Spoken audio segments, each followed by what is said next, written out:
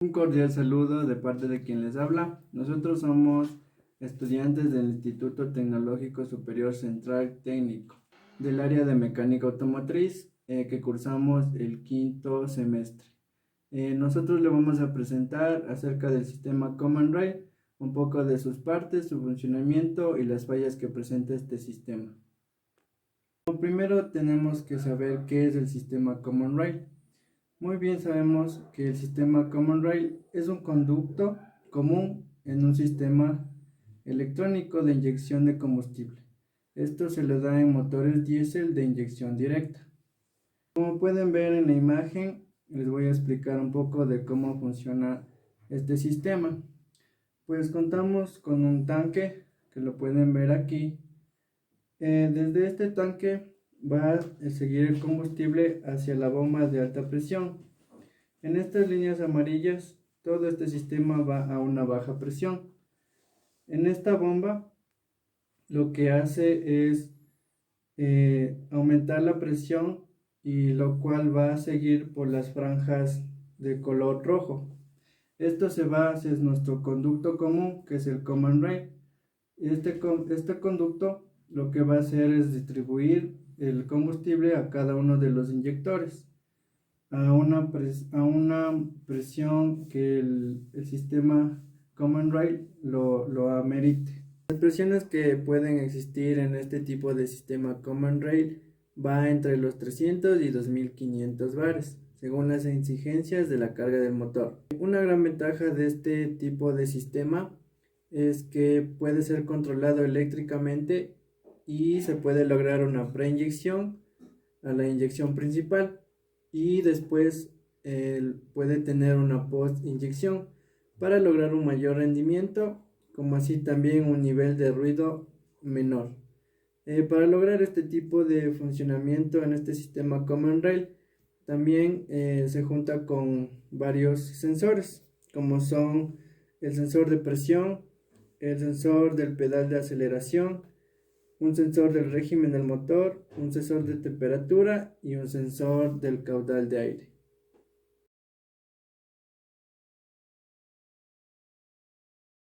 Presentar sobre la gestión electrónica del sistema CRDI. El primer elemento que tenemos es la unidad de control. Esta unidad de control es el elemento más principal de todo el sistema de inyección electrónica, ya que es el que en sí va a comandar a los actuadores a través de los sensores. El primer sensor que tenemos es el sensor CKP. Este sensor se encarga de medir las revoluciones que se encuentra el cigüeñal para de esta manera poner el tiempo de la inyección de combustible. El sensor CMP es el sensor que va a medir las revoluciones que se encuentra girando el árbol de levas.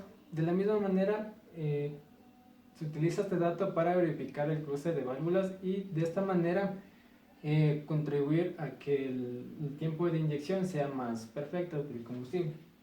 El sensor MAP, este es un sensor de flujo que va a medir la cantidad de flujo que recorre a través del colector de admisión. El sensor de presión, este sensor de presión sensa la presión barométrica donde se encuentra el vehículo. El sensor de la riel del combustión o IPR, este sensor se encarga de medir la sobrepresión o la depresión que se ejerza dentro de la riel del combustible. El sensor APP, este sensor se encuentra alojado en el pedal del acelerador para de esta manera verificar cuánta más combustible se necesita para que inyecte más dependiendo de las revoluciones del motor. Lo que es los actuadores, tenemos una bomba de combustible. Esta bomba se encuentra alojada dentro del tanque de combustible. Generalmente son eléctricas y trabajan de 12 o 24 voltios. Una válvula EGR. Las válvulas EGR son las que se encargan de redirigir nuevamente los gases ya combustionados nuevamente hacia la cámara de combustión. Con esto reducimos los óxidos de nitrógeno, o conocidos como NOx. La válvula limitadora de presión. Esa válvula limitadora de presión se encarga de reducir en sí la sobrepresión que se encuentra ejercida sobre la riel del combustible. El intercooler y el turbocompresor. El turbocompresor contiene dos turbinas centrífugas conectadas en sí por un eje coaxial. El momento de que los gases de escape salen con fuerza, este va a hacer que gire la primera turbina, haciendo que la segunda turbina eh, conecte con el colector de admisión y este eh, empuja o con una presión elevada este aire. La presión que va a ejercer para que ingrese nuevamente este aire va a ejercer de un 20, se va a elevar la temperatura a 20 grados centígrados. Aquí es donde entra la importancia del intercooler. El intercooler es el que va a ser el enfriador del aire en este caso, para que el proceso siga con normalidad en el proceso de admisión.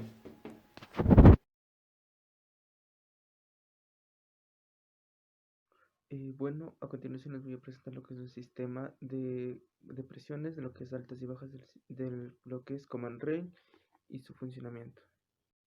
A ver, como podemos apreciar en la siguiente ilustración, tenemos lo que son los componentes del sistema de alimentación, el cual va a constar de dos presiones, lo que es la baja presión y la alta presión.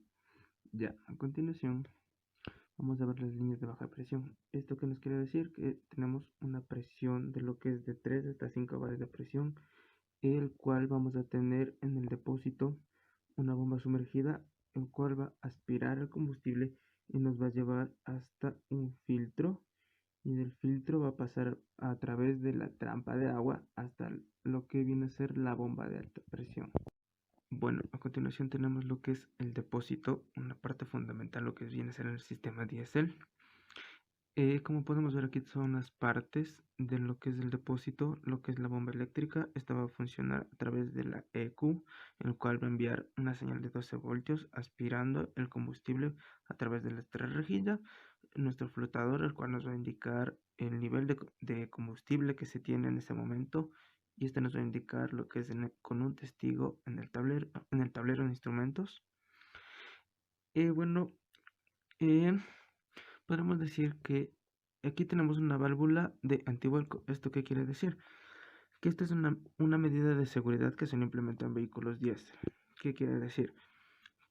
Que aquí, al momento de que se vaya a tanquear o ingresar el combustible directamente de las bombas de servicio, esta bolita se va a clavar y va a ingresar lo que es el combustible. El momento que este salga o se retire, esto se va a regresar a su posición original, teniendo un sello en cual en el momento, si es que puede existir una colisión o un volcamiento, el combustible no salga y se mantenga en el interior. Como también vemos una tapa, los conductos de retorno de presión, los soportes y las divisiones antiolas. Las divisiones antiolas, ¿qué quiere decir?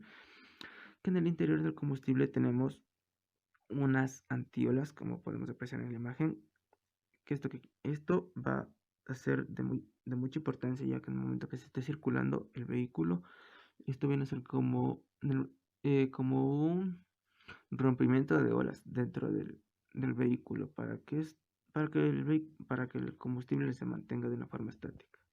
A ver, les voy a explicar lo que es el filtro de combustible, y en algunos casos o modelos tenemos también lo que es la trampa de agua.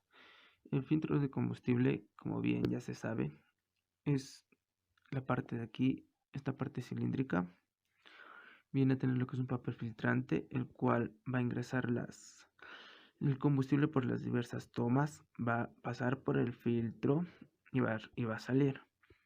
Ya, en el momento que se realice un mantenimiento, tenemos que tener en cuenta que también tenemos lo que viene a ser un sensor de agua en la parte de abajo, el cual nos va a indicar si en la parte interna o en la parte posterior del filtro se llena de agua. ¿Por qué? Porque el agua es más densa que el diésel, por lo tanto esto va a proporcionar a dirigirse al fondo. El filtro básicamente va a filtrar lo que es el combustible para que no tenga ninguna suciedad, impureza al momento de que este se dirija directamente hasta la bomba de combustible y pueda generar algunos daños. También tenemos lo que es la trampa de agua. ¿Esto qué nos quiere decir? Como ya les expliqué, el agua es más pesada que el diésel, por lo tanto el agua va a empezar a depositarse en la parte posterior de abajo, en la parte inferior. Y aquí tenemos como una mariposa de drenaje del agua, del filtro. Va a caer y lo volvemos a cerrar. Y una vez terminado esto ya retiraríamos lo que es el agua del circuito, que implica lo que es el agua dentro del circuito de lo que es las cañerías de combustible. Que como ya bien se sabe, las cañerías son de lo que viene a ser un material antioxidante, unas mangueras de fierro. Esto con el tiempo se llega a corroer. En el momento que esto se llega a corroer, con el pasar del tiempo esto se llegan a obstruir. Ya. Aquí también contamos lo que es el cuerpo del filtro, los tornillos de purga en modelos. Es un tornillo 10 en el momento que se realiza mantenimientos. Como ya sabemos, el sistema CNDI ya viene lo que es netamente electrónico y lo que es una computadora, sensores, actuadores. Esto va a funcionar a través de una red CAN bus, el cual va a interactuar lo que son los diversos actuadores con la computadora. Este va a enviar las señales respectivas a cada actuador y va a recibir las señales de cada sensor para que se tenga que realizar su trabajo determinado. Si adelanta el tiempo de inyección, retrasa el tiempo de inyección dependiendo del pedal del acelerador, las exigencias del conductor, el peso que tenga. En la línea de retorno vamos a tener una presión de 10 bares. Ya, lo que es la bomba de alta presión vamos a contar con estas partes, que es la válvula de succión, una cámara de presión de bombeo, elemento, el eje de mando, el eje de la excéntrica, pasaje de baja presión hacia los elementos de bombeo, el ingreso de combustible, la válvula de seguridad, los conductos de retorno, la válvula reguladora de presión, la válvula de salida de bola, el retenedor, también conocido como son los sellos, salida de alta presión. Bueno, aquí podemos apreciar lo que es el trabajo de la bomba de alta presión. Tenemos lo que es la válvula de entrada, la válvula de salida, lo que es netamente el cilindro, el pistón, el muelle, el propulsor, la excéntrica y la leva. Como ya les dije, esta bomba va acoplada a lo que es el cigüeñal. Esto va a mover una excéntrica y esta va conectada a lo que es la leva. La leva va a tener un accionamiento mecánico con lo que es el propulsor. Este va a empujar el pistón y este va a levantar lo que es la válvula de entrada. Va a levantar, en el momento que llega al punto muerto superior, va a levantarla y va a enviar el combustible a la riel común. Y el momento que la leva corona el punto muerto inferior, esta válvula de entrada va a caer y va a formar un sello hermético, el cual se va a mantener la presión constante. Y ahora tenemos lo que es una riel común. La riel común va a tener en su interior una presión constante de 1500 bares de presión, el cual a la salida de la riel común va a tener la salida, lo que es los 4 inyectores. Este va a ser un tubo de acero, el diámetro va a ser y el diámetro interior va a ser de 6 milímetros y el diámetro interno a 2.4 milímetros. Las partes principales que conforman la riel común del sistema Common Rail, también llamado como CR. Y ahora tenemos lo que es una riel común. La riel común va a tener en su interior una presión constante de 1500 bares de presión, el cual a la salida de la riel común va a tener la salida, lo que es los 4 inyectores. Este va a ser un tubo de acero, el diámetro va a ser y el diámetro interior va a ser de 6 milímetros y el diámetro interno a 2.4 milímetros. Las partes principales que conforman el riel común del sistema Common Rail, también llamado como CRDI, es lo que es el sensor de presión de la riel, la presión hacia los inyectores, la cañería de retorno, la válvula limitadora de presión y el ingreso de presión de la bomba. Esta riel es la misma que tenemos en los carros de combustión interna, lo que es combustible. Este va a tener una presión constante, pero en el momento que esta trabaja más a elevadas presiones, por lo que es el sistema diésel y lo que es la bomba de alta presión. Y vamos a tener 1500 bares de presión en su interior. En el momento que este exceda estos bares de presión, tenemos una válvula limitadora de presión y en su interior tenemos lo que es una válvula de alivio. ¿Esto qué quiere decir? Que en el momento que supere los 1500 bares, esta válvula se va a abrir y va a enviar la presión excesiva, lo que es directamente a las cañerías de retorno, y así este sistema no tenga ningún inconveniente. Y bueno, aquí podemos apreciar de una mejor manera lo que viene a ser los diferentes sensores y actuadores que van a interactuar. Esta computadora va a tener una red CAN bus, el cual va a permitir el paso de información de lo que vienen a ser los diferentes actuadores. Los sensores van a sensar la información y va a enviar a la computadora. La computadora va a enviar lo que es la señal directamente a los actuadores, permitiendo que funcione directamente el circuito y tenga su funcionamiento el mismo motor. Y una parte primordial del sistema CRDI viene a ser lo que es los inyectores. Aquí tenemos lo que es las partes del inyector, lo que viene a ser el retorno de combustible, el conector eléctrico, el ingreso de combustible desde la riel, la válvula de bola, los orificios de alimentación, el vástago de la aguja, el pasaje de alimentación de la aguja del inyector, los orificios de drenaje y la cámara de control de la aguja y netamente la aguja. Aquí vamos a tener el funcionamiento del mismo inyector.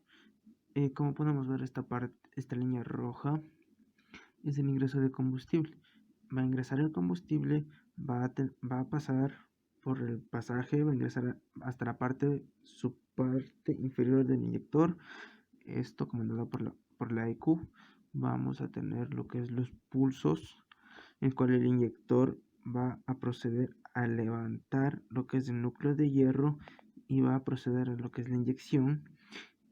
Y el combustible también va a ingresar a lo que es la cámara, y por la parte de acá arriba va a regresar lo que es regresando esta imagen y recalcando lo que dije anteriormente. Aquí tenemos el inyector cerrado. ¿Esto qué quiere decir? Que tenemos solamente la presión de combustible aquí, toda la línea roja. Como la aguja va a estar abajo, tenemos lo que es un sello hermético, y este no va a permitir el ingreso de combustible directamente hacia la cámara hasta que la debida computadora envíe la corriente pertinente a los conectores eléctricos y se pueda levantar lo que es el núcleo, procediendo a levantar la aguja y este atomice la mezcla del diésel y puede así generar el ciclo de trabajo completo.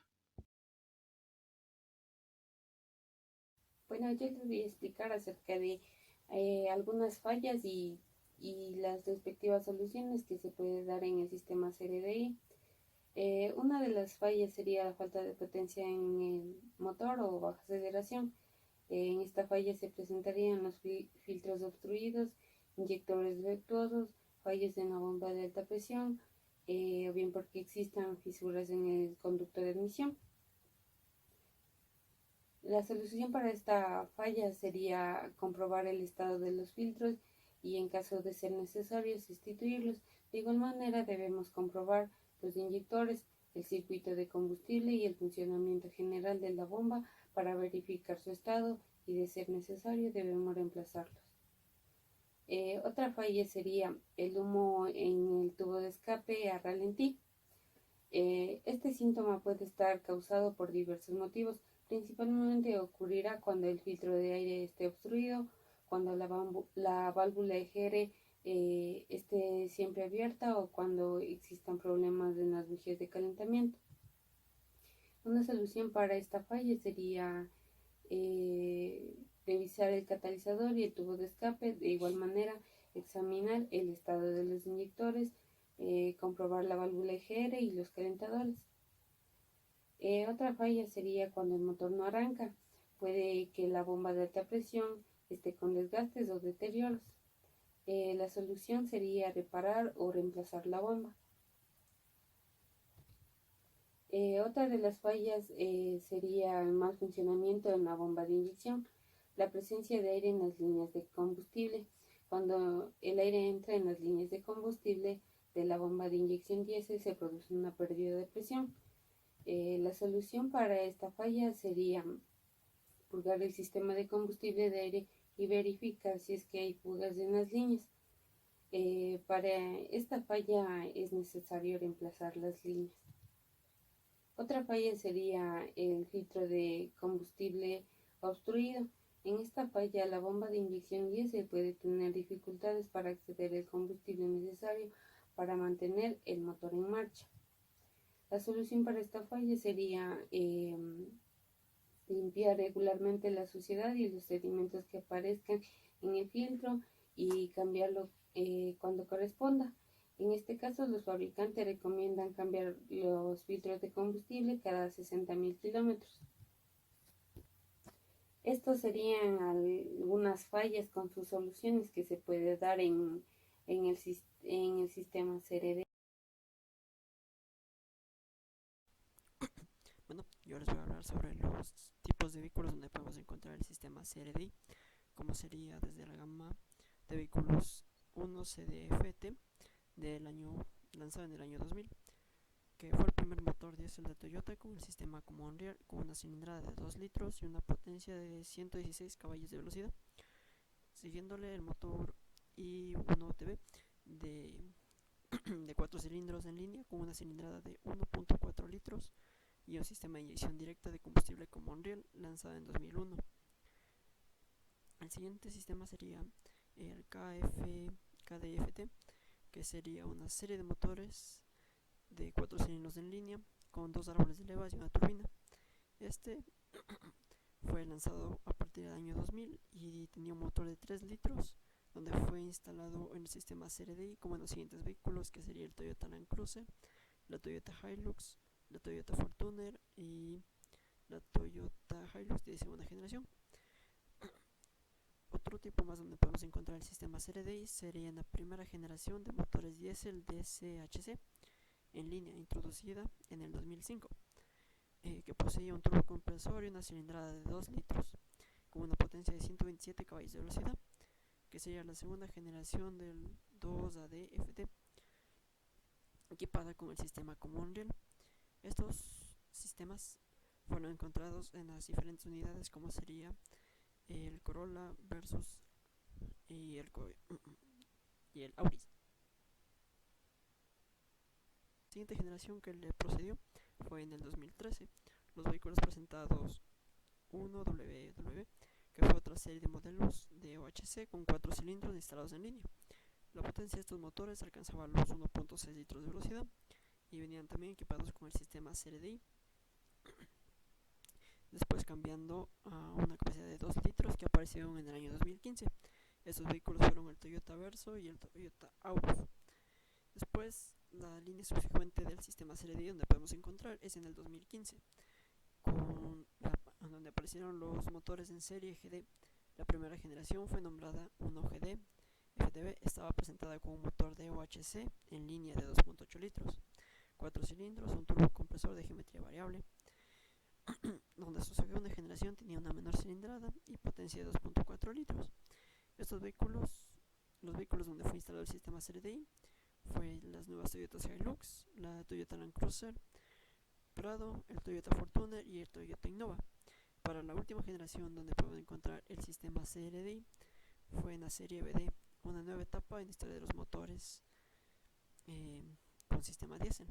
Estos fueron los primeros motores V8 en diésel, Su cilindrada de 4.5 litros estaba equipado con un sistema de 4D, uno de dos turbocompresores de geometría variable y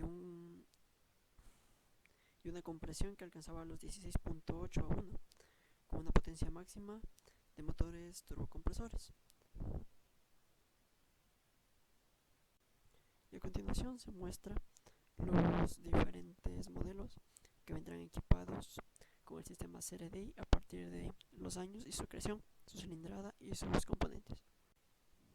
Bueno, como podemos observar en imagen, vamos a encontrar en ella los diferentes vehículos que van a poseer el sistema CRDI, como sería con el código, con el diseño, con el número de cilindros, la cilindrada, la potencia, el diámetro del cilindro, los pistones y los modelos, como serían la primera los vehículos modelo Hyundai i10, modelos Kia Picanto, i30, Kia Rio, Hyundai Accent, Elantra, Jets, Matrix, Rio, Pride, Elantra, Santa Fe, Tucson, Sport, H200, LX55 en los modelos Hyundai.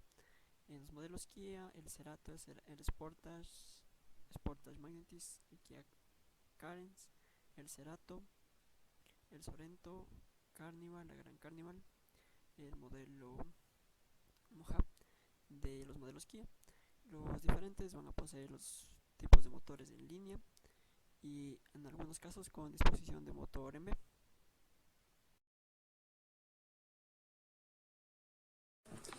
Bueno, a continuación yo les voy a hablar acerca de las comprobaciones que se hace en este sistema CRDI o Command Rail.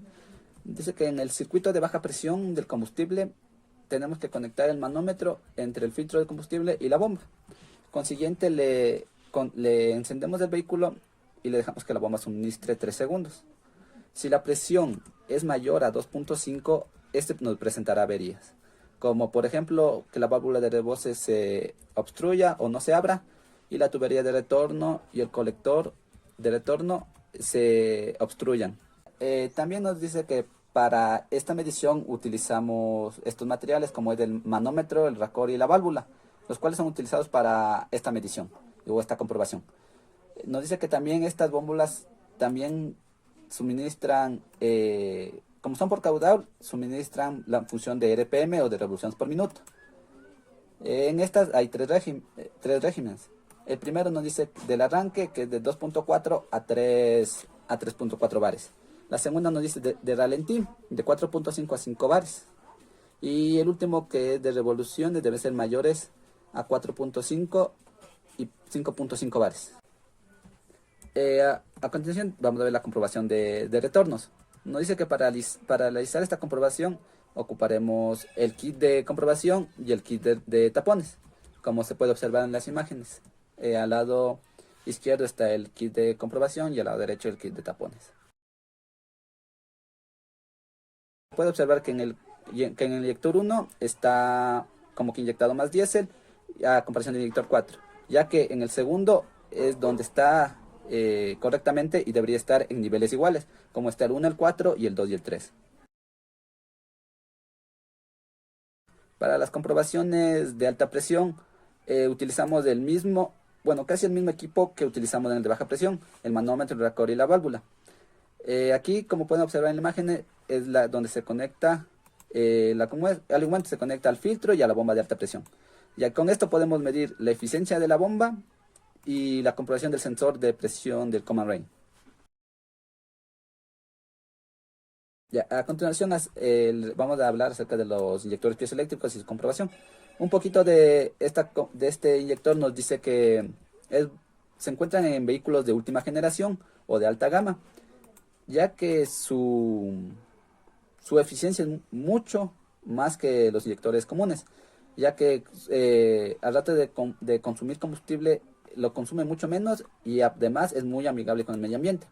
Como podemos observar en la imagen de la derecha, al lado izquierdo vemos el inyector común y al lado derecho un inyector piezoeléctrico, donde podemos apreciar a clara vista que el inyector piezoeléctrico tiene un terminal eléctrico y un alimentador de combustible, pero en diferentes partes.